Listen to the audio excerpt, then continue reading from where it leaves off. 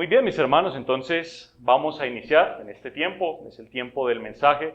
Lo invito, como siempre, a disponer su corazón, a que en el momento de la oración también le pida al Señor que le permita tener ese entendimiento que solo el Señor da. La Biblia es un libro como ningún otro, un libro que no se entiende a partir de la simple lectura, sino que se entiende a partir de la guía del Espíritu Santo. Podemos leer de pasta a pasta este libro, pero si no tenemos al Espíritu Santo hablándonos, ayudándonos a entender, pues muy poco vamos a aprender de este precioso libro de la revelación del Señor. Entonces cierre por favor sus ojos e iniciemos con una oración a nuestro Dios. Bendito Señor, gracias Padre, gracias buen Dios por la bendición de este día, por la bendición de esta semana, Señor, porque sabemos que no pasa un solo minuto de los días, Señor, en que tú no estés pendiente de nosotros, en que tú no estés sosteniéndonos, Señor, en que tu amor no esté presente, Dios, en que tu misericordia no esté con nosotros, en que tu Espíritu Santo no habite en nosotros. No hay un solo minuto, Señor, en que tú, Dios, no te glorifiques a través de nuestra vida. Queremos pedirte, Señor, que en este tiempo en el cual, con la disposición de nuestro corazón, Señor, que tú la conoces, que queremos estar en este momento con tu palabra, aprendiéndola, Señor, aprendiendo de ella, edificándonos como iglesia. Te pedimos que seas tú, Señor, quien nos hable, quien nos dirija en este mensaje, que seas tú, Señor, quien nos enseñes lo que nos tienes que enseñar. Doy gracias por la vida de mis hermanos, Señor, y porque con cada uno de nosotros es que tú edificas tu iglesia, el cuerpo de Cristo, Señor, y ese cuerpo que se mantiene firme, ese cuerpo robusto, Señor, que permanece en medio de la adversidad. Ponemos este tiempo en tus manos para tu gloria, en el nombre de nuestro Señor Jesús. Amén y amén. Amén, amén, mis hermanos. Muy bien, vamos entonces a iniciar con nuestro tema. Es un tema bastante interesante, mis hermanos. El día de hoy vamos a estar viendo un tema de suma importancia, que es crucial para el creyente. Un tema que, sin mentirles, ha generado mucha polémica y mucha división dentro de la iglesia. Algunos sectores de la iglesia han tomado este tema y lo han moldeado a los intereses o a las interpretaciones personales, y ha llevado a la iglesia, tristemente, a hacer cosas que no debe hacer y a desviarse del mandato bíblico de lo que sí debe hacer. Debemos comprender, mis hermanos, que en esta tierra, es el fundamento para nosotros, en esta tierra somos peregrinos, como lo menciona Pedro. Somos viajeros, estamos de paso por esta tierra. Nuestro destino siempre va a ser el hogar celestial allá en la presencia del Señor. Ese hogar celestial tiene las puertas abiertas para cada uno de nosotros desde el momento en que Cristo muere hasta el momento en que ocurra una de dos cosas. O muramos nosotros o el Señor regrese. Puede que nos encontremos, hallemos justo a ese final de los tiempos en el regreso de Cristo. Pero mientras estamos en este mundo, como peregrinos que somos, nosotros nunca, la palabra nunca nos llama a aferrarnos a este mundo, a sus placeres, a sus modas, etc., sino que debemos siempre tener la mira en Cristo y su gloria eterna, donde estaremos por Él en la eternidad. Aún así, mis hermanos, aún así, estando en la condición de peregrinos en esta tierra, enfrentamos una lucha con el pecado, con nuestra carne y con nuestro adversario, el enemigo, Satanás. Este es el tema que vamos a estar tratando en el día de hoy, que como lo tiene ahí en su hoja, vamos a estar hablando de la guerra espiritual. ¿Ha oído hablar de ese término alguna vez? La guerra espiritual. Un tema que nuevamente, como se los menciono, ha generado mucha división y ha sido de una interpretación muy libre. Entonces, cada quien opina lo que quiere, y de eso ha llevado a que la iglesia, los miembros, algunas iglesias estén engañadas haciendo cosas que la Biblia no menciona. Nosotros debemos estar firmes, y lo que podemos resumir es que nuestra responsabilidad es permanecer firmes en la mano del Señor en esta guerra espiritual. Para ello, por favor, acompáñeme a la carta de Efesios. En el Nuevo Testamento, la carta de Efesios va a ser nuestro pasaje principal, Efesios capítulo 6, versículos del 10 al 18. Si ya lo tiene ahí, vamos a leerlo juntos. Lo escribe el apóstol Pablo a la iglesia de Éfeso y dice de la siguiente manera, versículo 10. Por lo demás, hermanos míos, fortaleceos en el Señor y en el poder de su fuerza. vestíos de toda la armadura de Dios para que podáis estar firmes contra las acechanzas del diablo. Porque no tenemos lucha contra sangre y carne, sino contra principados, contra potestades, contra los gobernantes de las tinieblas de este siglo, contra huestes espirituales de maldad en las regiones celestes. Versículo 13. Por tanto, tomad la armadura de Dios para que podáis resistir en el día malo, y habiendo acabado todo, estar firmes. Estad pues firmes, ceñidos vuestros lomos con la verdad y vestidos con la coraza de justicia, y calzados los pies con el apresto del evangelio de la paz. Sobre todo, tomad el escudo de la fe, con el cual podáis apagar todos los dardos de fuego del maligno, y tomad el yelmo de la salvación y la espada del Espíritu, que es la palabra de Dios. Versículo 18. Orando en todo tiempo, con toda oración y súplica en el Espíritu, y velando en ello con toda perseverancia y súplica por todos los santos. Amén. Amén, mis hermanos. Entonces, este es uno de los pasajes, por así decirlo, como estandartes en cuanto al tema de la guerra espiritual. Está el apóstol Pablo en su contexto, escribiendo a la iglesia de Éfeso, pero el apóstol Pablo está preso en Roma. Y el apóstol Pablo tiene la preocupación por los creyentes de aquella época de que en la guerra espiritual ellos permanecieran firmes como iglesia. En el contexto, la iglesia de Éfeso pues se encontraba en esta ciudad que era un puerto comercial y tenía como diosa principal, entre comillas, diosa, a la diosa Acera. Me imagino que habrá oído de esa diosa que la menciona la Biblia en algunas ocasiones. Era una diosa con respecto a la fertilidad, se le asociaba a eso. Y en general, Éfeso era un puerto comercial que presentaba como mucha libertinaje en ese caso. La sociedad era corrupta en cuanto a sus acciones, y con el culto a este ídolo pagano de la diosa Acera, que era una diosa cuyo culto era algo sexual, de depravación sexual, Pablo estaba preocupado por la iglesia de Éfeso para que ese entorno perverso en el que los creyentes peregrinos de aquella época no se corrompieran y no permitieran que ese entorno entrara a sus mentes y a sus corazones. De igual manera, si eso que le acabo de comentar de Éfeso le suena a nuestra sociedad hoy en día, una sociedad cuyo entorno es corrupto, cuyo entorno está ligado a las demás perversiones morales, sexuales, mentales, familiares incluso, y es nuestra responsabilidad en esta batalla espiritual que luchamos para mantenernos firmes en la mano del Señor, a la par que no permitimos que esa influencia de un mundo perverso entre en nuestros corazones. De esa manera podemos resumir la guerra espiritual. Vamos a estar mencionando algunas cosas que son la guerra espiritual, algunas cosas que no son la guerra espiritual, algunas cosas que me imagino usted ha oído, mitos, engaños de lo que es la guerra, la batalla espiritual, y en algunos casos algunas cuestiones que de lleno desconocemos en cuanto a la guerra espiritual. Con eso en mente, por favor acompáñenme a ver 4 puntos en el tema del día de hoy, que como lo tiene en su hoja, nuestro título es Preparados para la auténtica guerra espiritual. La auténtica, mis hermanos, la bíblica, la que la palabra menciona, que significa la guerra espiritual. Tenemos una idea principal, es un tanto extensa, pero le invito a que la pueda memorizar porque nos va a acompañar alrededor de todo el mensaje. Dice la idea principal: el pueblo de Dios se encuentra en una batalla contra fuerzas espirituales malignas, pero también debe recordar que tiene las armas y el poder de Dios para resistir y vencer. A eso estamos llamados, mis hermanos.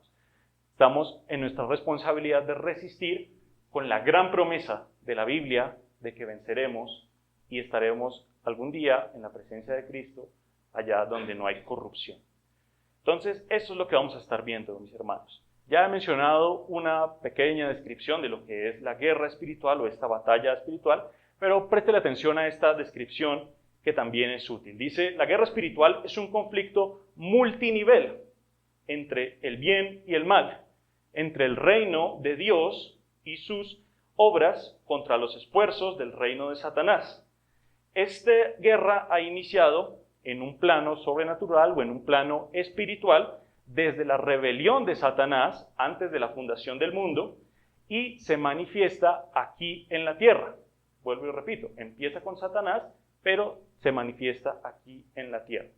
Desde que Satanás, recordemos que él es el iniciador del pecado original, la desobediencia, la rebelión contra Dios, esa guerra espiritual ahora involucra una batalla constante y nuevamente multidimensional en cuanto a aspectos espirituales y también físicos que podemos ver en este mundo, en el sistema de valores no piadosos al que la palabra llama el mundo, en contra de otro enemigo, de la carne, al pecado inherente en nuestra humanidad, nuestro cuerpo de pecado, como lo menciona Pablo, y Satanás o el diablo, la personificación sobrenatural del mal. Hay algo que ocurre cuando nosotros nos acercamos a examinar este tema, y es que normalmente nosotros ni deberíamos estar mencionando el nombre de Satanás, no es algo a lo que la palabra nos llame constantemente, pero en casos como este en el que la palabra nos muestra, y el mismo Pablo menciona cada rato, resistir contra las chanzas del maligno, resistir contra vuestro adversario, el diablo, etcétera, etcétera, es necesario mencionarlo, y lo vamos a estar mencionando, con las respectivas consideraciones de cuál es su poder y cuál no es su poder, cuáles son sus obras y cuáles no son sus obras, qué tiene permiso de hacer en la soberana voluntad de Dios y qué no tiene permiso de hacer en la soberana voluntad de Dios. Claro, mis hermanos, es el tema que vamos a estar tocando. Aparte, cuando nos encontramos en el tema de la guerra espiritual, encontramos dos grandes errores que pueden generarse también. Por un lado, es pensar que este tema de la guerra espiritual no tiene mucho que ver con nosotros, ¿sí? Es de pronto algo que le ocurre a las iglesias bíblicas de carácter reformado, bautistas, presbiterianos, demás, que no tienen mucha atención o no se menciona mucho estos temas. Pensamos que no tiene mucho que ver con nosotros y bueno, si Cristo ya venció en la cruz, entonces no tiene nada que ver en nuestro día a día. Eso es un error, porque la palabra nos menciona que debemos estar atentos en todo momento y nos identifica claramente a los adversarios de los cuales tenemos que estar atentos. En la guerra espiritual, si yo caigo en el extremo de pensar que no tiene mucho que ver conmigo, porque asisto a una iglesia, porque leo la Biblia, porque canto algunos himnos, es como precisamente en un campo de batalla estar con los ojos cerrados pensando que nadie me va a disparar, que nadie me va a golpear y demás. La palabra menciona que estamos en una guerra espiritual, pero es nuestro deber comprender, o mejor dicho, no rechazarla y no intentar negarla. Eso es un error.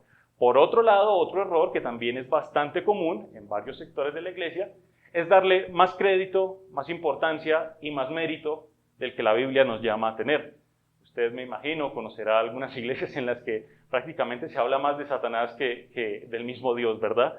En la que todos los esfuerzos de la iglesia es para atar, reprender, ordenar a Satanás, pero eso es un error también, mis hermanos, darle un mérito que no tiene, una atención que la Biblia no nos llama a ponerla completamente sobre estos enemigos y sobre este tema en particular, desde una perspectiva que vamos a entender cuál es la perspectiva bíblica. Esos son los dos errores que debemos evitar en todo momento, y son ambas mentiras que en general el adversario utiliza, que muestran la astucia de Satanás. Satanás ha hecho con sus mentiras y que se han infiltrado en la iglesia, hacerle a la iglesia pensar que la lucha contra la batalla espiritual, la lucha en la guerra espiritual es una u otra cosa que no es. Sobre todo aquí en Latinoamérica, es muy triste ver eso, ¿no? La mayoría de iglesias tienden a tener este enfoque, en el cual es Satanás el objetivo principal, tú tienes que aprender a reprender a Satanás, y no importa que tú no sepas nada de Biblia, no importa que tú no andes en la santidad de Dios, con tal de que aprendas a decir diablo mentiroso, te mato, te echo, etcétera, etcétera, ya todo está bien, ¿sí?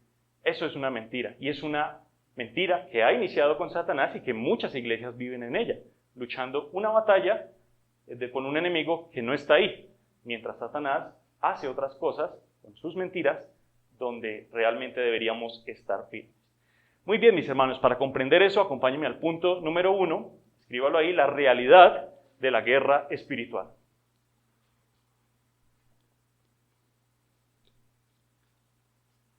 La realidad de la guerra espiritual. Debemos cuidarnos de ambos extremos que le estaba mencionando y cuando nos acercamos a la Biblia comprenderemos que es una realidad. Efectivamente, estamos en una guerra espiritual, en una batalla espiritual, como lo mencionaba el apóstol Pablo. Vuelve a decir, versículo 10, por lo demás, hermanos míos, fortaleceos en el Señor y en el poder de su fuerza, vestidos de toda la armadura de Dios para que podáis estar firmes contra las acechanzas del diablo. Ya vamos a ver punto por punto estos versículos. Pero por el momento comprendamos eso. Es una verdad, mis hermanos, es una verdad innegable.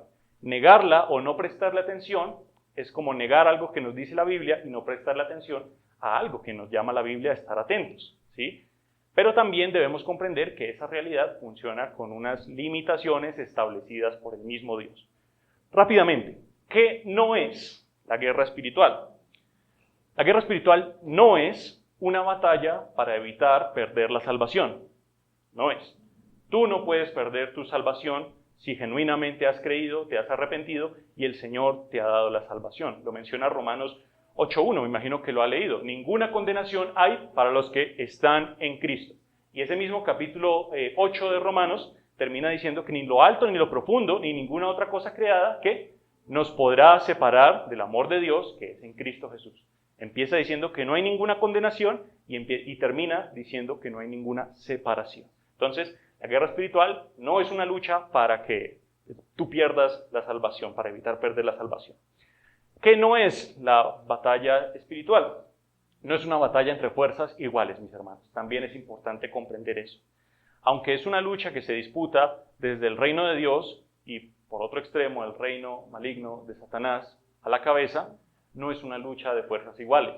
Tendemos a pensar algo así como esta filosofía del yin y el yang, el bien y el mal oponiéndose, ambos son fuerzas iguales que continuamente se oponen, algunas veces gana uno, algunas veces gana el otro, pero eso es una mentira, mis hermanos. La palabra nos muestra que el reino de Dios es vastamente superior al reino maligno de Satanás y que cuando estemos en la gloria de Dios o cuando el Señor decida volver, efectivamente va a haber un enfrentamiento, pero ya hay un destino escrito, ya hay un resultado establecido en la palabra y está claro.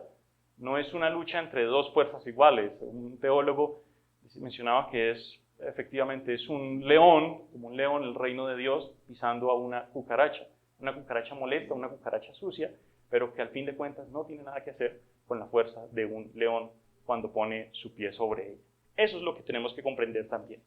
Y finalmente, mis hermanos, otro aspecto de que no es la batalla espiritual, no es un mandato para ordenar y echar fuera demonios. Esta es una de las mayores mentiras, y lo digo así, es mentiras que esto signifique la guerra espiritual, y es una mentira que muchas iglesias están creyendo. Rápidamente, lo vamos a ver muy rápidamente, no es el propósito, pero quiero que esto le quede muy claro por si alguna vez se llega a encontrar en esa cuestión. Muchas de estas iglesias utilizan y malinterpretan versículos como Marcos 16, 17, acompáñenme ahí. Vamos a verlo rápidamente. En el que se piensa que lo que menciona ahí está directamente relacionado con nosotros. Marcos 16, versículo 17. Dice de la siguiente manera: y estas señales seguirán a los que creen. En mi nombre echarán fuera demonios y hablarán nuevas lenguas. Hermano, pero está ahí tan claro, ¿no? En mi nombre echarán fuera demonios, en mi nombre hablarán nuevas lenguas. Eso es la guerra espiritual. No, la guerra espiritual no es eso. Cuando hacemos un análisis en el contexto de lo que esa palabra significa, o mejor dicho, a quiénes se lo está diciendo, vamos a encontrar que es la comisión de Jesús a sus apóstoles. Cristo ordenó y dio autoridad a los apóstoles para echar fuera demonios, pero esa extensión llegó hasta ellos, mis hermanos. Los apóstoles eran quienes realizaban estas señales, quienes tenían el poder y la autoridad para hacer estas prácticas de echar fuera demonios. No es una verdad, o mejor dicho, es una mentira que este pasaje se extiende a cada uno de nosotros. Veamos un ejemplo práctico. En la misma Biblia, acompáñenme a Hechos, capítulo 19. Hechos, capítulo 19, vamos a leer los versículos del 11 al 15. Dice de la siguiente manera: y hacía Dios milagros extraordinarios por mano de ¿quién? De Pablo. ¿Qué era Pablo? Un apóstol. De tal manera que aún se llevaban a los enfermos los paños o delantales de su cuerpo, y las enfermedades se iban de ellos y los espíritus malos salían. Eso era algo que Dios hacía. ¿Por mano de quién? De Pablo. ¿Qué era Pablo? Un apóstol. Versículo 13. Pero algunos de los judíos, exorcistas ambulantes, intentaron invocar el nombre del Señor Jesús sobre los que tenían espíritus malos, diciendo: os conjuro por nombre de Jesús, el que predica Pablo.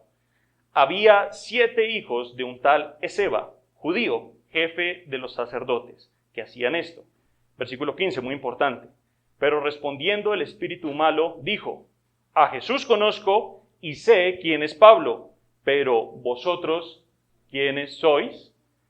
Es el espíritu malo quien le dice a estos, entre comillas, exorcistas, en el poder de Jesús, en el nombre de Jesús que predica Pablo, y el espíritu les dice: no, ¿ustedes quiénes son? Conozco a Jesús, el Rey de Reyes, aquel que me va a destruir, diría ese espíritu malo. Conozco a Pablo, su apóstol delegado, que por mano de él realiza estas obras.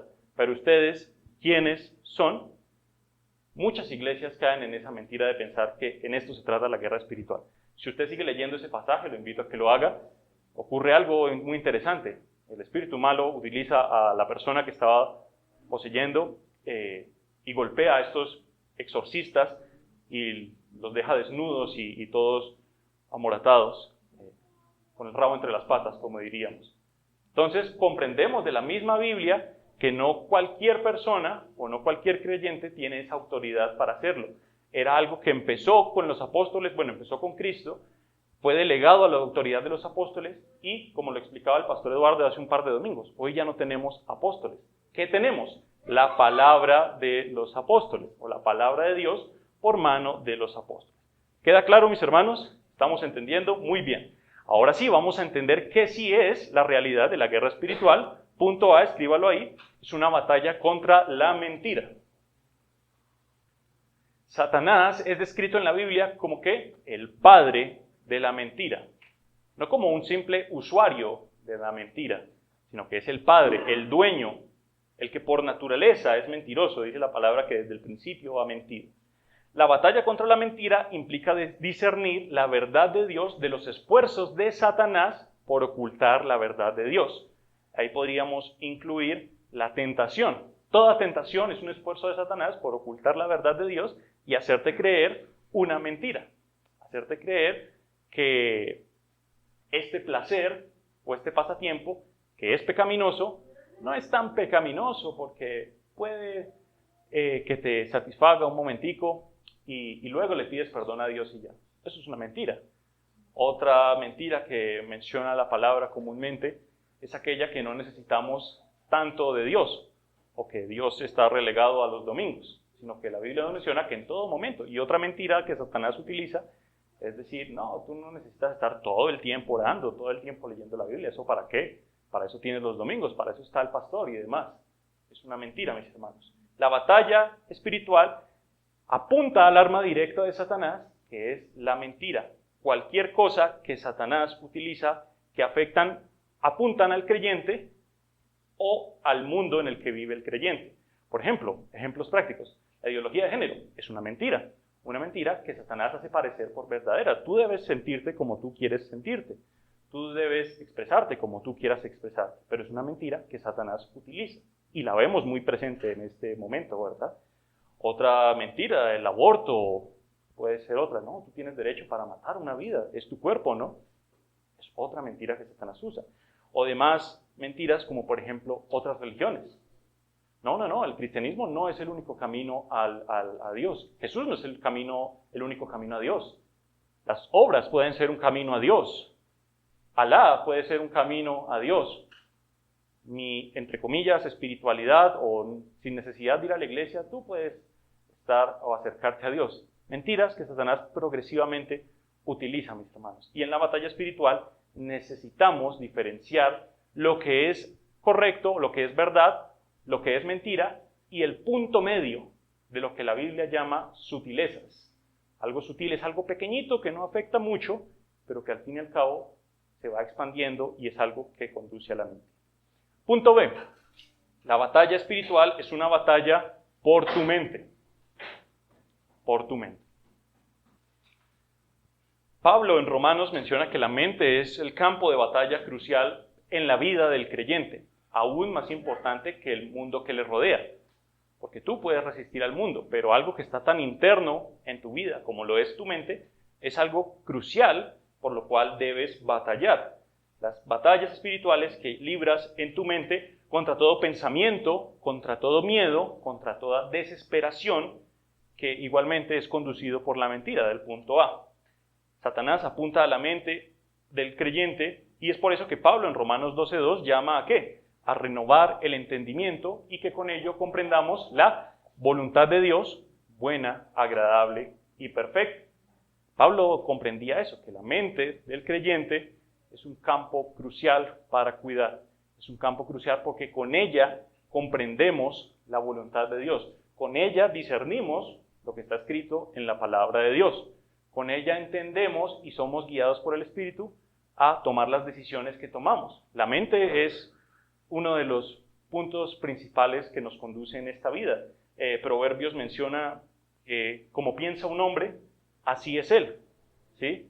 Como piensa una persona, así va a ser, así va a vivir, así va a actuar.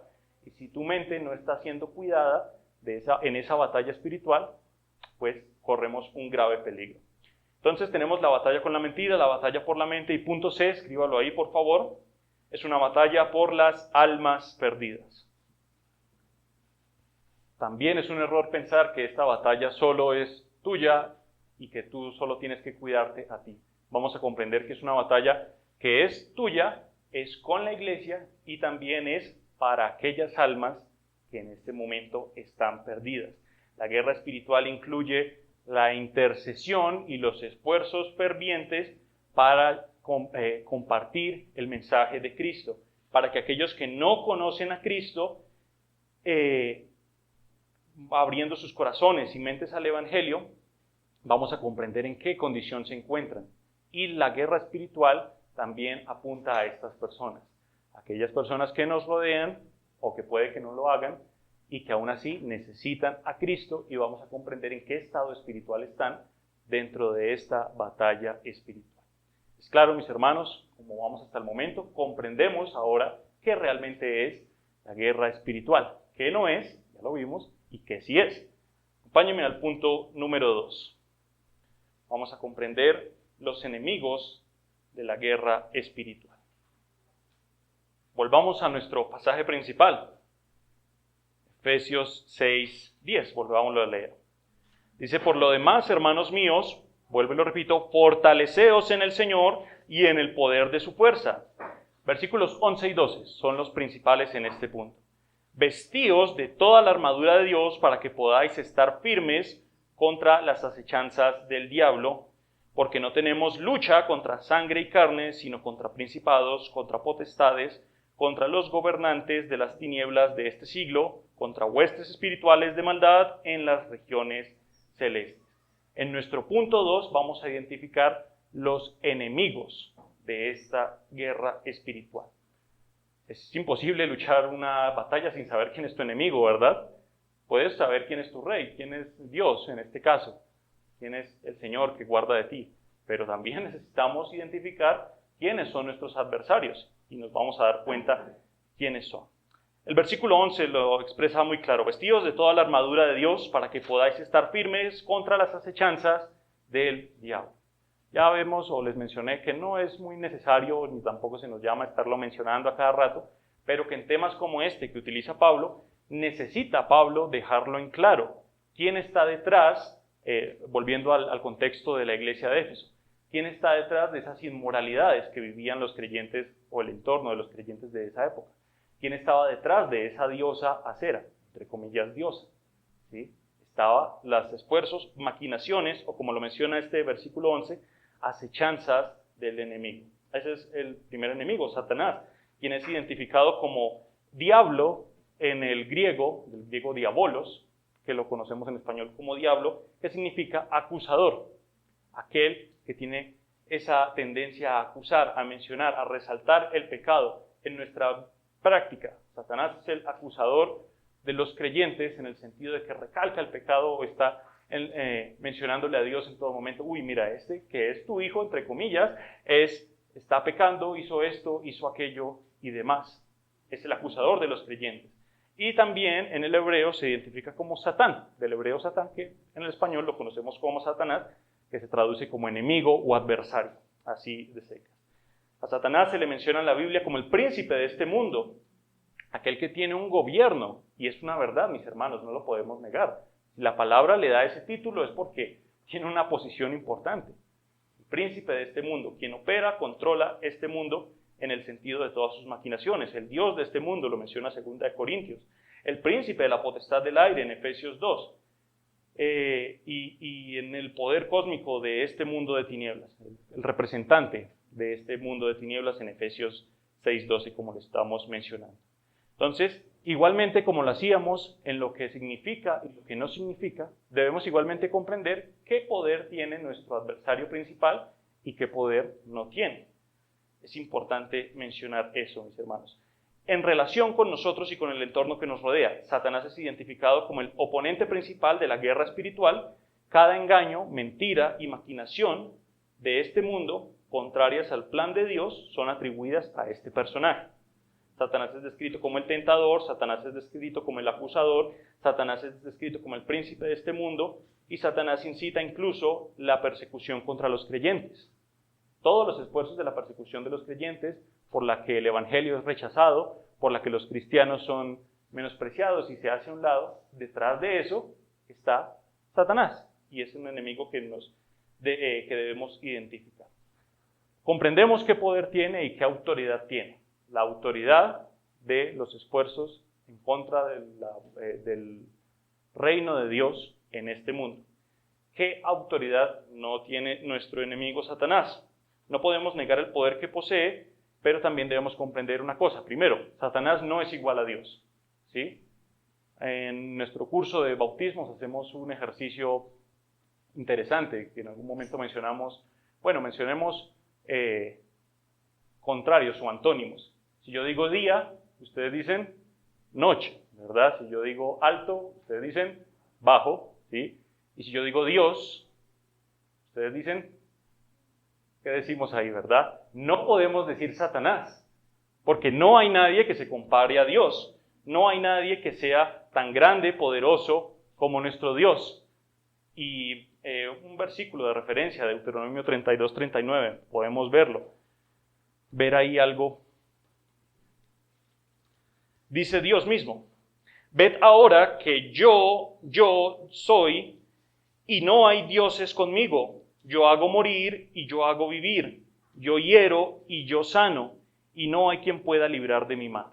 Es simplemente un versículo de referencia para comprender eso, mis hermanos. No hay nadie como Dios. No hay nadie al lado de Dios o que se pueda comparar a la par con Dios.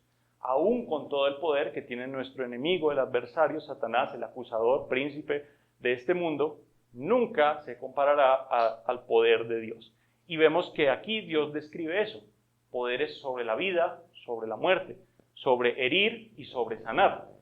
Tendemos a pensar que cualquier cosa o cualquier calamidad que ocurre en este mundo es obra de Satanás, pero comprenderemos que no es así. Puede que Satanás tenga autoridad sobre algunas u otras eventos, desastres naturales, guerras y demás, pero algo que debemos comprender es que Satanás no puede tomar una sola vida humana si no es por la soberana autoridad de Dios que lo ordena primero. ¿Es claro, mis hermanos? No hay Dios, no hay ni demonio, no hay ni Satanás que pueda compararse a Dios. Otro aspecto importante de nuestro enemigo, y es que Satanás no tiene acceso a la vida del creyente. Un versículo precioso que podemos tener, acompáñenme a 1 de Juan 5:18. Dice, sabemos que todo aquel que ha nacido de Dios no practica el pecado, pues aquel que fue engendrado por Dios, que le guarda y el maligno no le toca. Si hemos nacido de Dios, si hemos sido regenerados, llamados a una nueva naturaleza en Dios, Satanás no tiene autoridad para tocar al creyente. Satanás actúa en el entorno del creyente, en aspectos externos al creyente. Pero Satanás nunca puede tocar tu vida, tocar tu mente. lo vamos a comprender más adelante. Satanás lanza dardos. ¿Desde dónde se lanza un dardo o una flecha? Desde la distancia. ¿Sí? Satanás no tiene autoridad para tocar al creyente. Entonces es importante comprender eso. Y finalmente, Satanás no es omnisciente ni omnipresente. Eso es algo que también debe quedar claro. Por ejemplo, en Job 1, si usted lo ha leído, menciona que Satanás estaba rodeando la tierra y andando por ella. Satanás solo puede estar en un momento, en un lugar, en un solo momento. No es omnipresente como Dios, que puede estar en todo lugar, ni tampoco es omnisciente como Dios, que sabe todas las cosas. Satanás no tiene esos ejemplos. Mire, por ejemplo, lo que mencionaba el reformador Martín Lutero. Hemos mencionado mucho de él y es interesante algo que sucedía con Lutero. Lutero era alguien que le prestaba especial atención a este tema de Satanás y a su obra. Martín Lutero llegaba a pensar que Satanás estaba presente en cada creyente. De hecho, hay una frase de él que dice que cada creyente debe estar atento porque la misma presencia de Satanás está en contra de él. ¿Sí? Podemos diferir no en contra de Lutero, sino con ese pensamiento de Lutero en cuanto a decir que Satanás no está presente con cada creyente. ¿Por qué? Porque Satanás no es omnipresente. Y si decimos que Satanás está con cada uno de nosotros, pues diríamos que Satanás es omnipresente. Vas por la calle, miras una iglesia y ves que está diciendo fuera Satanás, te atamos, etcétera, etcétera. Sigues caminando y encuentras otra iglesia y lo mismo. Está fuera Satanás. Entonces, ¿en cuál de esas iglesias está? ¿O está en una iglesia o está en otra? Entonces, aunque la Biblia destaca que todos los esfuerzos y maquinaciones pertenecen a nuestro adversario, no quiere decir que nuestro adversario esté presente en cada momento con nosotros, porque Satanás no es omnipresente. ¿Por qué Lutero diría algo como esto? También debemos comprenderlo, no porque Lutero fuera un hereje en ese sentido, ¿sí? Sino porque, comprendamos, estaba sucediendo la Reforma Protestante, el evento más importante para la iglesia y un evento muy importante en la obra del reino de Dios aquí en la tierra. Si había alguien al que Satanás estuviera prestándole especial atención, ¿a quién sería? A Martín Lutero, que estaba ahí a la cabeza de esa reforma. Y la vida de Lutero fue marcada por intentos de asesinato, prisiones, demás, y maquinaciones probablemente del mismo Satanás presente ahí intentando actuar en la vida de Lutero. Aunque los esfuerzos de Satanás son atribuidos a él en nuestras vidas, ¿sí? No quiere decir que esté presente con cada uno de nosotros.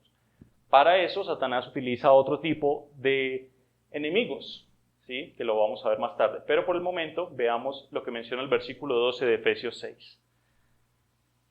Ya vimos las acechanzas del diablo. Versículo 12 dice, porque no tenemos lucha contra sangre y carne. Dejémoslo hasta ahí un momento. No tenemos lucha contra carne ni sangre, contra sangre ni carne. ¿Qué quiere decir esto? Que incluso aunque haya personas, humanos, que nos rodean y que se oponen a nosotros, que se oponen al reino de Dios, la Biblia no los identifica a ellos como nuestros enemigos. Piensa en cualquier persona que ha rechazado el Evangelio, puede que en tu familia, puede que en su trabajo, puede que en su círculo de amigos, y la Biblia menciona, aunque esas personas han rechazado el Evangelio, desprecian a Cristo, posiblemente te desprecian a ti, ellas no son tus enemigos, porque no tenemos lucha contra carne ni sangre, no tenemos lucha contra algo físico, porque nuestra lucha es espiritual, y como lo menciona Pablo, para derribar fortalezas, para derribar argumentos, cuestiones que no son físicas, cuestiones que no son humanas en ese sentido de carne y hueso. Tu lucha no es contra los incrédulos que rechazan el mensaje de Cristo y que incluso actúan en contra tuyo. Más bien, con este tema debemos comprender cuál es la situación espiritual de esas personas. Acompáñenme a 2 de Timoteo, capítulo 2, versículos 25 y 26. Dice, le está diciendo Pablo a Timoteo, que con mansedumbre, con humildad, corrija a los que se oponen, por si quizá Dios les conceda que se arrepientan para conocer la verdad. Y mira el versículo 26, ¿en qué condición están? Y que escapen del lazo del diablo en que están cautivos a voluntad de él. En la guerra espiritual, mis hermanos, tú nunca debes plantearte a aquel que te rodea, que no cree en Cristo, como tu enemigo. Muy importante eso, sino que lo debes mirar con ojos espirituales de compasión, como lo decía Pablo, de mansedumbre, comprendiendo cuál es su condición espiritual. cautivos en el lazo de Satanás a voluntad de él. Piensa en familia, amigos y demás que no conocen a Cristo y que lo rechazan de hecho. ¿Y cuál es su condición espiritual? Cautivos en el lazo de Satanás. Ahora, ya vimos que nuestro enemigo es Satanás, que nuestro enemigo no son aquellos que nos rodean, aquellas personas que rechazan a Cristo. Y finalmente, lo que menciona el versículo 12, volvámoslo a leer, Efesios 6:12, dice, porque no tenemos lucha contra sangre y carne, sino contra principados, contra potestades, contra los gobernadores de las tinieblas de este siglo, contra huestes espirituales de maldad en las regiones celestes. Este es nuestro tercer enemigo que estamos identificando, que son los poderes o huestes espirituales o, por así decirlo, multitudes espirituales de maldad en las regiones celestes. Esta palabra, este término regiones celestes lo podríamos traducir como zonas espirituales.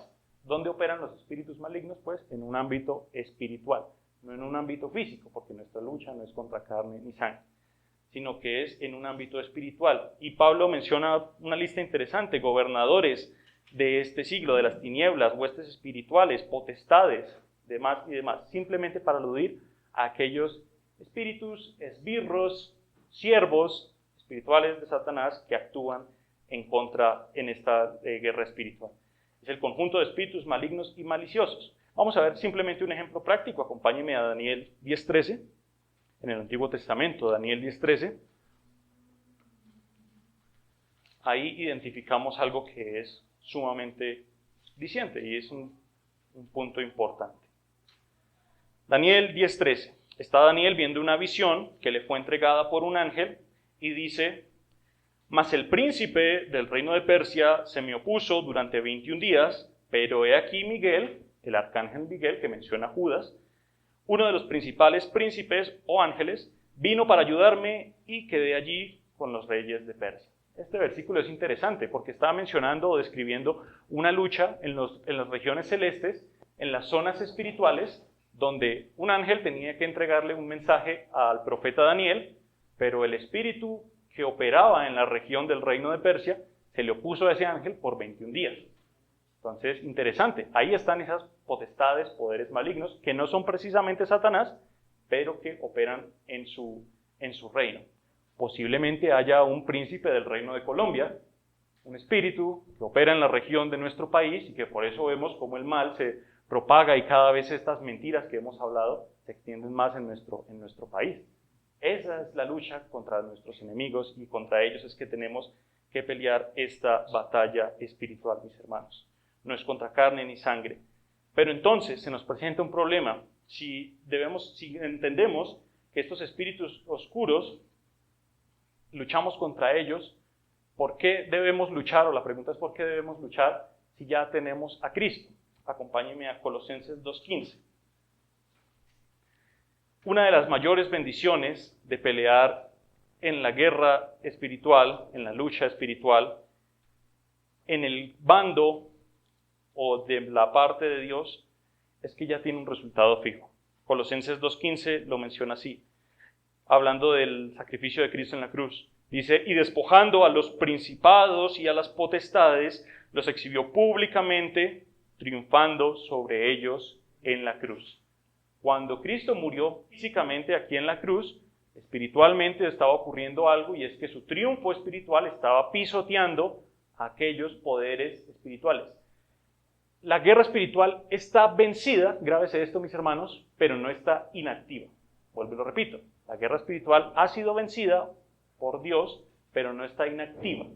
¿Cuándo dejará de estar inactiva? Lo que menciona Apocalipsis, cuando el Señor regrese y juzgue a todas las cosas y sea abierta la condenación para Satanás, estos espíritus, potestades y aquellos que rechazan el mensaje del Evangelio incluso.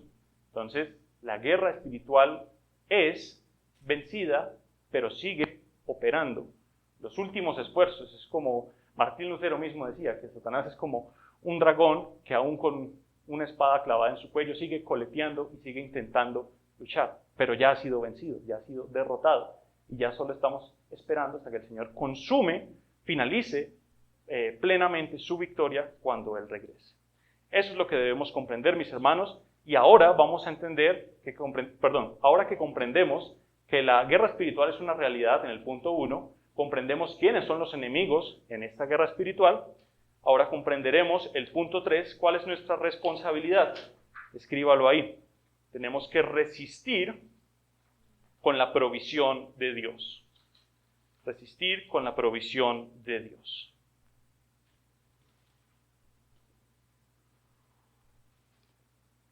Vamos a leer nuestra idea principal nuevamente. Dice, el pueblo de Dios se encuentra en una batalla contra las fuerzas espirituales malignas, pero también debe recordar que tiene las armas y el poder de Dios para resistir y vencer.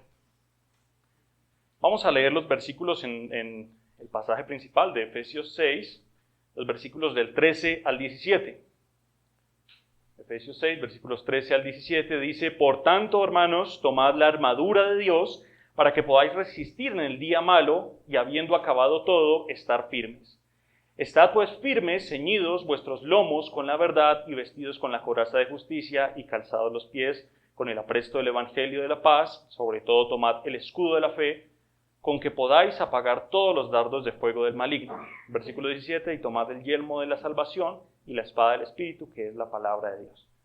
Podríamos hacer todo un seminario, todo un curso con respecto a los elementos de la armadura de Dios. Son muy populares, alguna vez los habrá oído, me imagino. Simplemente vamos a repasarlos comprendiendo que Dios los ha provisto, son elementos que vienen de Dios, del deseo de Dios, de la voluntad de Dios, del poder de Dios, para que nosotros podamos cumplir con nuestra responsabilidad de resistir. El primero de ellos lo menciona Efesios 6:14a. Dice, estad pues firmes, ceñidos vuestros lomos con la verdad. A lo que en esta ilustración de la armadura de la fe es el cinturón de la verdad. Estén pues firmes, ceñidos sus lomos, esta zona de la cintura, de la cadera, con la verdad. El cinturón Pablo está haciendo una reflexión teológica con cada uno de estos elementos. No es un azar que Pablo los haya dicho, esto se parece a esto demás, sino que cada uno, así como cumplía una función en la armadura de un soldado de aquella época, también igualmente cumplen una función para nosotros. Estén pues ceñidos los lomos, esta zona baja, con la verdad. El cinturón es aquel que sostiene en su lugar la armadura y simboliza la verdad de Dios. Lo menciona acá. ¿Cuál es el arma de Satanás? La mentira. ¿Cuál es nuestro sostén o nuestra ceñidura? La verdad de Dios. La verdad es fundamental para la vida cristiana, mis hermanos, para pelear la guerra espiritual, porque proporciona una base sobre la cual conocemos lo que es verdadero y lo que no es verdadero, lo que es de Dios y lo que no es de Dios, lo que es una maquinación de Satanás intentando hacerlo pasar por verdad, o lo que es una verdad bíblica que debe ser compartida, aprendida y vivida. Entonces, eso es algo que debemos comprender. Segundo, la coraza de la justicia. Lo menciona Efesios 6:14, leámoslo. Dice, estad pues firmes, ceñidos vuestros lomos con la verdad y vestidos con la coraza de la justicia. Tiene la idea de una pechera, lo podemos cambiar esa de nombre, la coraza de la justicia, y es uno de los elementos principales en la armadura porque cubre los órganos vitales, pulmones, corazón, estómago, ¿sí?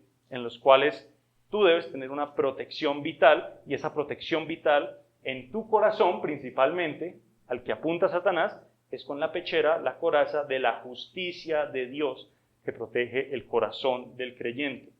La justicia que lo podemos entender como dos puntos. La justicia que nos es atribuida a Cristo, es decir, la justicia de Jesús perfecto sobre nosotros en la justificación, y asimismo la justicia en el sentido de la justicia moral y la el santo juicio de Dios sobre el pecado. Nosotros comprendemos lo que es justo porque comprendemos que Dios es justo. Comprendemos lo que es justicia porque la Biblia nos muestra de Dios lo que es la justicia. Efesios 6:15 nos menciona, empieza diciendo, y calzados los pies con el apresto del evangelio de la paz.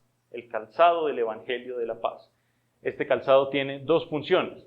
La primera es la de resistir y la segunda, la de caminar, igual que en una batalla. Una de dos, o el soldado necesitaba permanecer firme Y es curioso porque la historia menciona que las sandalias que utilizaban los romanos en aquella época pues no tenían suelas de buen agarre como las tenemos hoy en día nosotros, ¿verdad? Suelas firmes. En aquella época era una sandalia de cuero y que algunos soldados le clavaban pedazos de hueso para que se pudieran agarrar del terreno y no los arrastrara la fuerza del oponente. De igual manera, el calzado del Evangelio nos permite resistir, no ser movidos por la mentira, por los ataques de Satanás, y al mismo tiempo nos permite caminar. ¿Caminar cómo? Caminar anunciando el Evangelio. Pablo mismo menciona cuán preciosos son los pies de los que anuncian la paz, de los que anuncian el Evangelio. Implica estar preparados para resistir y avanzar en la misión del Evangelio. El cuarto, Efesios 6:16, lo menciona sobre todo, tomad el escudo de la fe con que podáis apagar todos los dardos del maligno. Efesios 6:16, el escudo de la fe, el elemento defensivo principal, mis hermanos. Sin fe es imposible agradar a Dios. Sin fe es imposible resistir en la guerra espiritual. Sin fe es imposible tener la mira puesta en nuestro maravilloso Dios mientras resistimos y soportamos en esta guerra espiritual. Es el escudo que protege contra los ataques directos, pero, vuelvo y lo repito, externos de Satanás. Satanás no opera dentro de ti. Un creyente no puede ser manipulado por Satanás. Otra mentira, de que los creyentes pueden ser poseídos por demonios, es otra mentira. En ninguna parte de la Biblia menciona eso, porque todas las operaciones de Satanás operan como dardos que intenta arrojarte Satanás desde la distancia, y es nuestro deber con el escudo de la fe en Dios, en la fe en el Dios verdadero, el Dios justo, el Dios santo, que nos permite soportar. El quinto elemento, el yelmo de la salvación, Efesios 6:17, leámoslo juntos. Dice, y tomad el yelmo de la salvación, el 17a. El yelmo o el casco, lo podemos traducir también, ¿sí? Es aquella parte que protege la cabeza. ¿En dónde opera la batalla espiritual? Lo vimos en el punto A. En tu mente, mis hermanos. ¿Y cómo proteges tu mente según este versículo? Con la certeza de la salvación de Dios.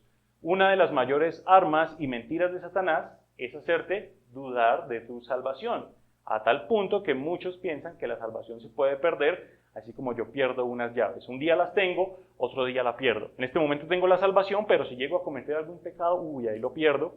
O si Satanás hace algo, entonces me puede robar la salvación. Es imposible, mis hermanos, porque la salvación no depende de nosotros y de cuánto podamos resistir. La salvación depende de las manos de Dios y nada lo puede arrebatar, o como lo menciona Juan, estamos en las manos de Dios y nadie nos puede arrebatar de la mano del Padre. Entonces, las dudas que intenta plantar nuestro adversario apuntan a tu mente y nosotros resistimos con la certeza de la salvación. Y finalmente, el sexto elemento, la espada del Espíritu, leámoslo en el versículo 17, la parte B. Tomad el yelmo de la salvación y la espada del Espíritu, que es la palabra de Dios. Es el único elemento ofensivo, mis hermanos. Ya vimos que la guerra espiritual se basa en resistir. Y la única arma que tenemos en contra de en la guerra espiritual es la palabra de Dios, el Evangelio de Cristo. Es la arma poderosa para derrotar las mentiras, tentaciones de Satanás, para destruir fortalezas, como lo menciona Pablo, para penetrar, como lo menciona también el mismo Pablo, que la espada es como una espada de dos filos, incluso hasta más cortante. ¿Por qué? Porque ella penetra hasta lo más profundo del corazón y del alma, discierne los pensamientos, las intenciones del corazón. No tenemos lucha contra carne ni sangre, no tenemos armas físicas con las que luchar, pero tenemos el arma espiritual más grande, que es la palabra de Dios, con la cual derribamos aquellas mentiras, aquellos ataques.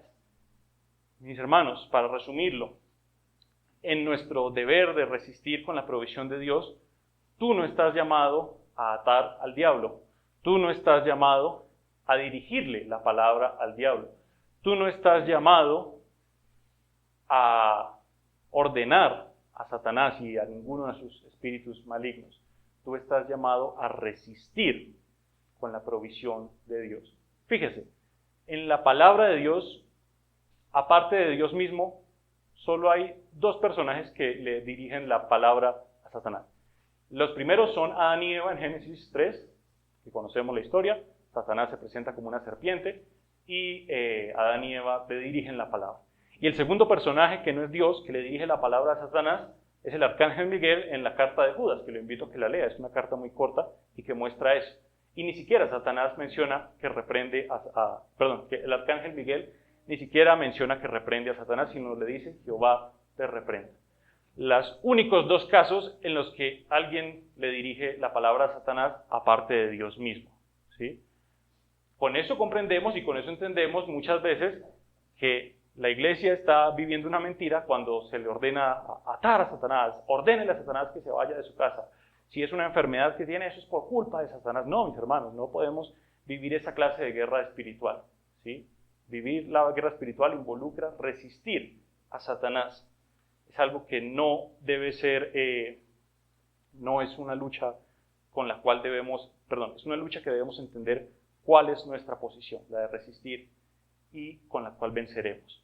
Santiago 4, versículos 7 y 8, por favor acompáñenme ahí, en el Nuevo Testamento, la carta de Santiago, hermano del Señor Jesús, menciona en el capítulo 4, versículos 7 y 8, nuestra responsabilidad, la resume en un par de versículos.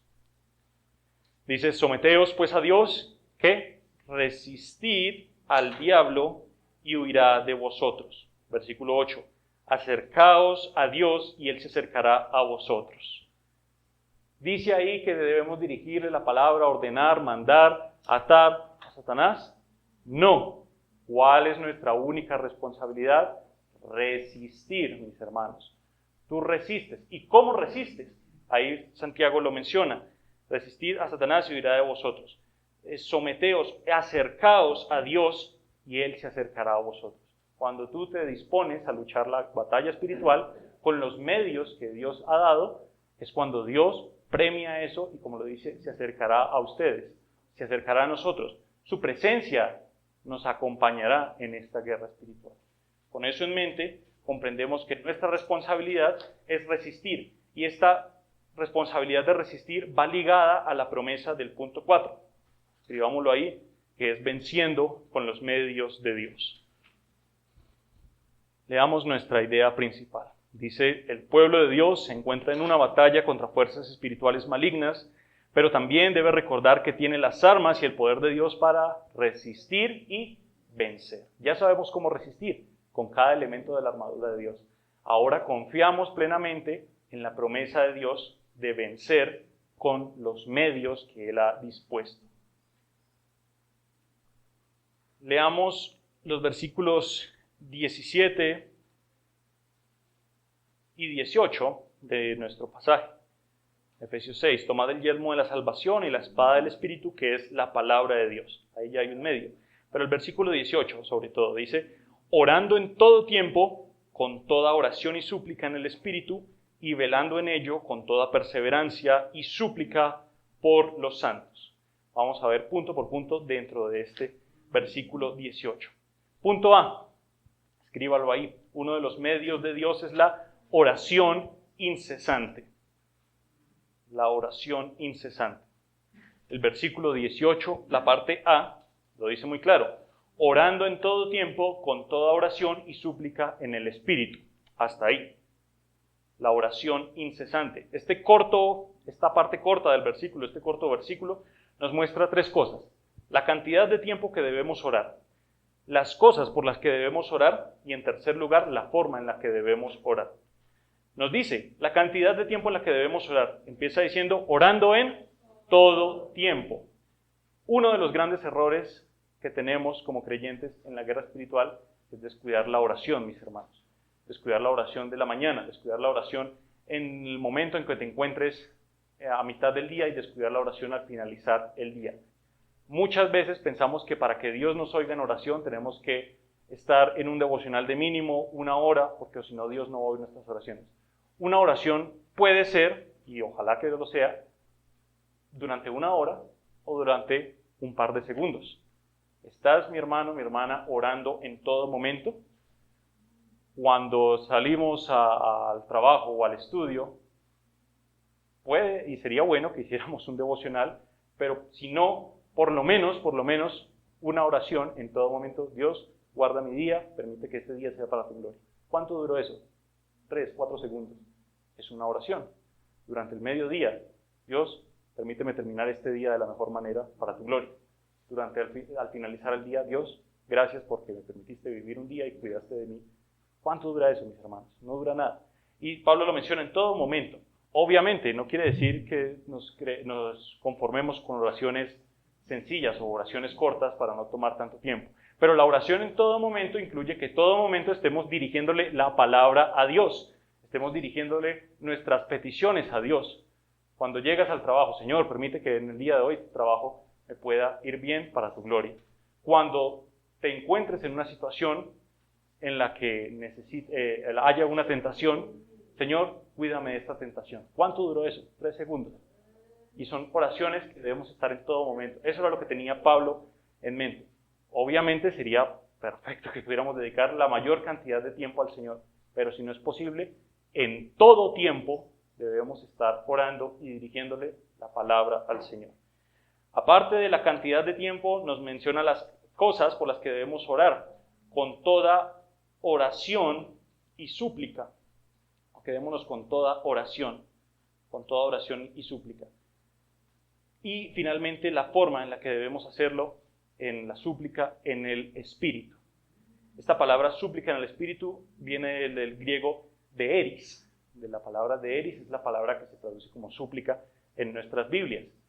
Y esa palabra súplica tiene la intención o la figura de arrastrarse, suplicar, algo así por aquellas personas que suplican por su vida cuando están a punto de morir. La pregunta es, mis hermanos, ¿estás arrastrándote, llorando delante de la presencia de Dios en la guerra espiritual? ¿Estamos orando de esa manera? ¿O nuestras oraciones son simplemente, Dios bendíceme, Dios dame, Dios hazme esto o aquello? Pero la súplica en el Espíritu debe ser una intención del corazón que se desborda en la presencia y en la intimidad de Dios para estar firmes, para vencer en la guerra espiritual. Ya tenemos uno de los medios, la oración. Escriban el punto B, por favor. Otro medio que es la perseverancia colectiva. La perseverancia colectiva. Leamos el versículo 18, la parte B. Bueno, desde la parte A dice, orando en todo tiempo, con toda oración y súplica en el Espíritu. Ya sabemos qué significa. La parte B dice, y velando en ello con toda perseverancia y súplica por los santos. La perseverancia colectiva. Si bien la batalla espiritual está planeada para que tú te acerques a Dios, también está planeada y diseñada por Dios para que resistamos como iglesia, mis hermanos, como familia en Cristo. Dice, velando, esa palabra velando significa literalmente no dormir, ¿sí? No hay que dormir en la guerra espiritual, sino que tenemos que estar despiertos en todo momento, con toda perseverancia y súplica por todos los santos a los que la palabra, mejor dicho, nosotros a los que la palabra llama santos. No los santos en el cielo que nos hacen favores y que están encargados de ciertas áreas, como lo menciona la Iglesia Católica, no, sino los santos en los que tú y yo pertenecemos, porque la Iglesia de Dios es una iglesia santa, conformada por los santos, las santas. Y nos menciona ahí, en toda perseverancia, manteniéndose firmes y súplica por todos los santos. Mire lo que menciona rápidamente, segunda de Juan 1.9. Segunda de Juan 1.9 dice, cualquiera que se extravía y no persevera en la doctrina de Cristo no tiene a Dios. El que persevera en la doctrina de Cristo, ese sí tiene al Padre y al Hijo. Tenemos a Dios, tenemos al Padre, tenemos al Hijo, tenemos al Espíritu Santo habitando de nosotros que nos ayuda a perseverar. No son los esfuerzos nuestros en esencia, sino que son los esfuerzos de Dios. El Espíritu de Dios operando en nosotros, aunque está nuestra responsabilidad de permanecer colectivamente. Tú luchas tu batalla espiritual día a día, pero tú debes, como lo dice acá, estar velando y suplicando por todos los santos. Aprovechando que soy yo el que está dando este mensaje, pregunto, por ejemplo, hermano, hermana, ¿estás suplicando por la vida de nuestro pastor Eduardo? Eso es parte de la lucha espiritual.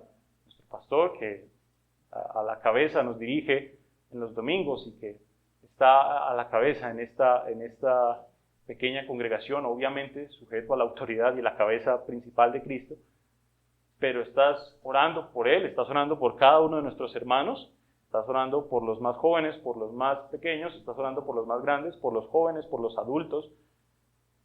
Estamos orando y suplicando, ya sabemos lo que significa súplica, arrastrarse y llorar incluso por aquellos que nos rodean en esta congregación que el Señor nos permite pertenecer.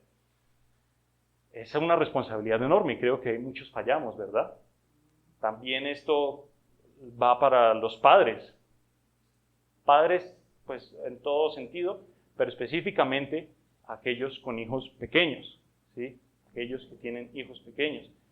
Delante de la presencia de Dios, tú, padre y madre que me oye, tú tienes la responsabilidad de pelear la batalla espiritual por ese niño, por esa niña pequeña que tienes en tu casa, en tu vida, ¿sí?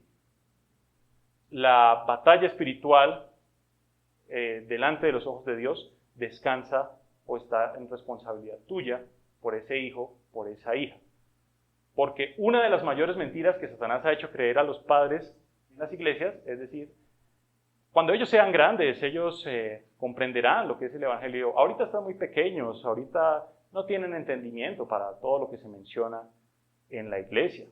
Y sí, es verdad, puede que no tengan el entendimiento.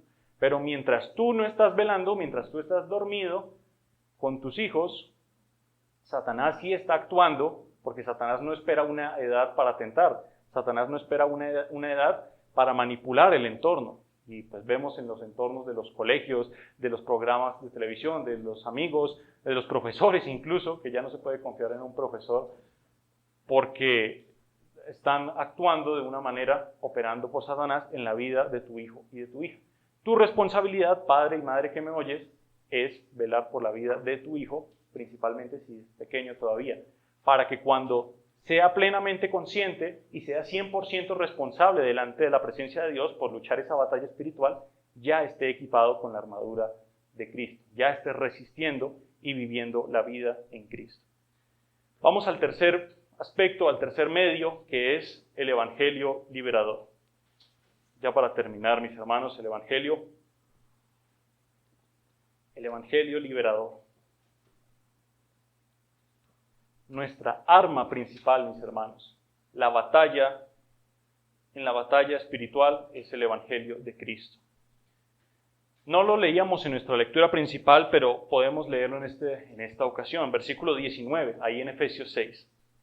Leíamos hasta apelando en ello con toda perseverancia y súplica por los santos, y el versículo 19 menciona a Pablo, y por mí, a fin de que al abrir mi boca sea dada palabra para dar a conocer con denuedo el misterio del Evangelio.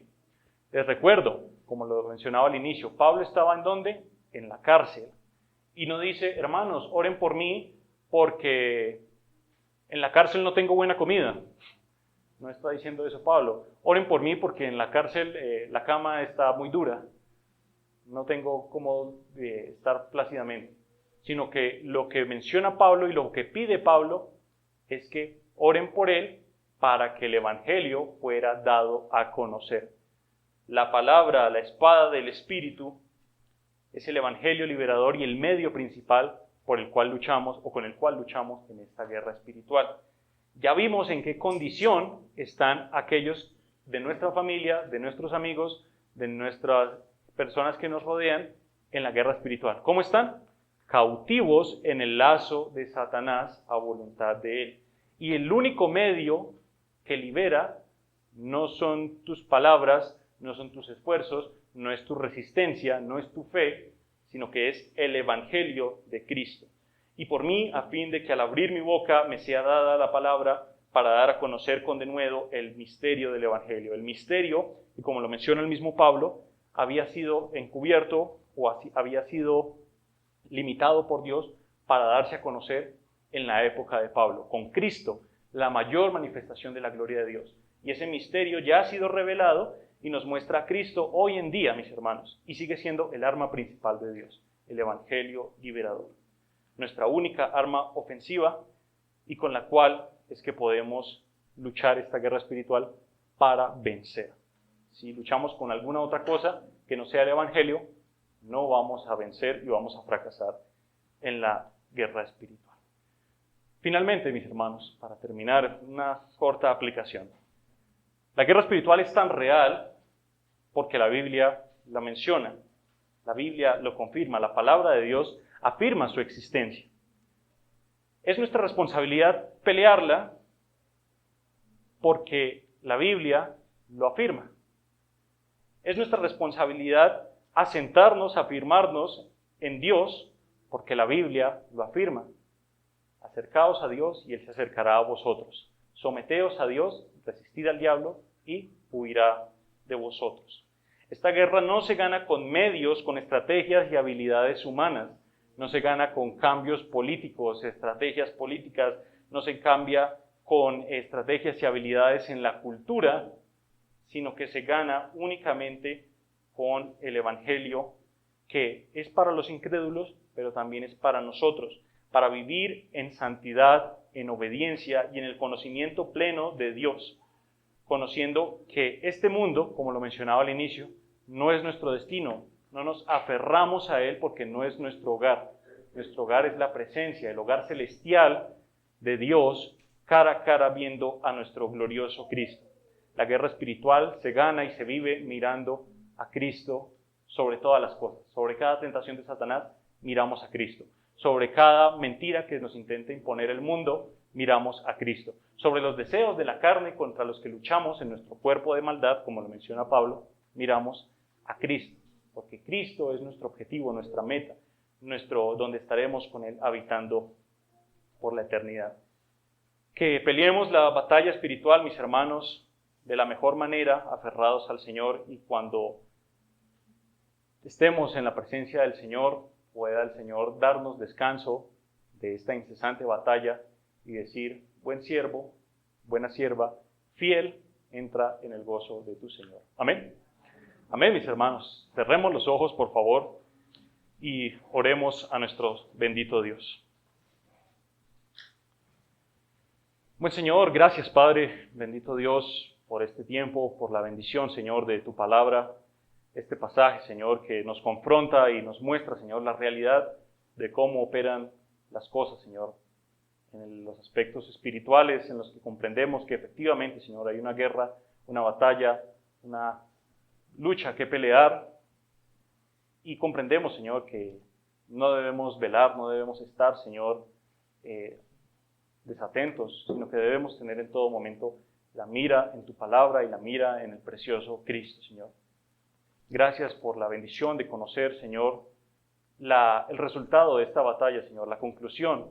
Conocer que efectivamente, Señor, aunque operan con poder y fuerza cada uno de estos poderes, Señor, nuestro adversario, Señor, Satanás, aún así el resultado ya está escrito, Señor. Y si estamos contigo, si permanecemos contigo, si estamos aferrados a ti, solo nos resta vivir una vida conforme al Evangelio, con la misericordia, Señor, a los que nos rodean, para que ese Evangelio también los alcance, y como lo dice tu palabra, que puedan ser librados de ese lazo de Satanás, Señor. Oramos por ellos también, Señor, cada persona que mi hermano, mi hermana tiene en su mente en este momento, para que también tu voluntad, Señor, si es tu voluntad, les permitas conocer la verdad del Evangelio. Ayúdanos, Señor, a vivir en esta batalla de la manera más fiel posible, aferrados a ti, dándote a ti la gloria, Señor, no creyendo ninguna de estas mentiras, sutilezas que vemos día a día, Señor, y que podamos siempre gozarnos y deleitarnos en que el Dios Todopoderoso, nuestro Rey de Reyes, es quien nos cobija con su presencia en esta batalla espiritual. Oramos en el nombre de nuestro precioso Jesús. Amén y amén.